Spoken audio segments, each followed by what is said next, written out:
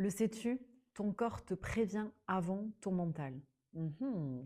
Et oui, tu crois que ton mental te prévient de tout, tout le temps, en permanence, que grâce à lui, tu es en sécurité, tu peux être sauvé tout le temps, qu'il analyse, qu'il interprète, qu'il est au courant de tout, tout le temps. Pas toujours. En tout cas, ce n'est pas le premier à être au courant. Le premier à être au courant que tu es en stress, qu'il y a quelque chose qui ne va pas en toi, c'est ton corps.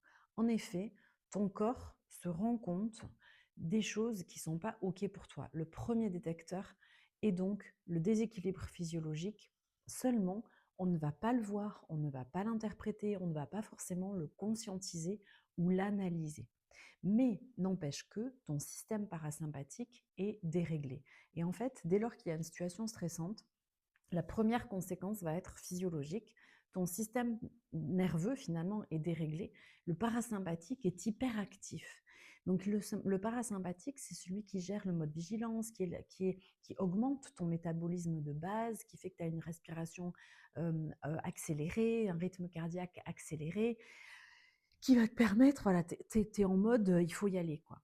Et en fait, physiologiquement, il y a d'abord ça. Seulement, mentalement, on va pas forcément l'analyser, le conscientiser sur le moment ou peut-être pas à hauteur des signaux de ton corps. Seulement, un parasympathique qui est suractif va venir déjà dérégler une physiologie, mais va venir te fatiguer, créer des douleurs physiques. Ça peut même créer des inflammations. Donc là, tu as des somatisations, tu as des tensions musculaires, tu peux avoir des maux de tête, des maux de ventre. Ça peut même créer sur du long terme des inflammations. Ce n'est pas anodin. Donc en fait, tu as l'impression que tout va bien, mais seulement physiologiquement, il y a quand même du stress.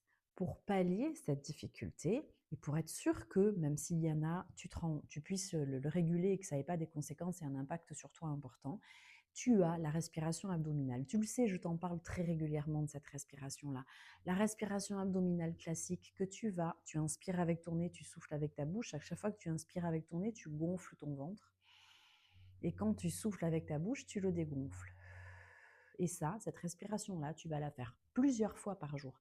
Le matin dans ton lit avant de te lever, quand tu bois ton café ou ton thé, quand tu vas travailler dans les transports en commun, dans les embouteillages, respire plusieurs fois dans ta journée, ponctue ta journée, avant un mail, après un mail, avant la pause déjeuner, après la pause déjeuner, quand tu rentres chez toi sur le chemin du retour, avant le repas du soir, après le repas du soir, quand tu te couches dans ton lit, plein de fois. Essaye, à chaque fois, tu te fais entre 3 et 5 respirations. Essaye plein de petites fois, tu vas voir que là, tu régules énormément ton stress physiologique, même si tu ne t'en rends pas compte. Comme ça, tu es sûr qu'il n'y aura pas d'impact important sur toi.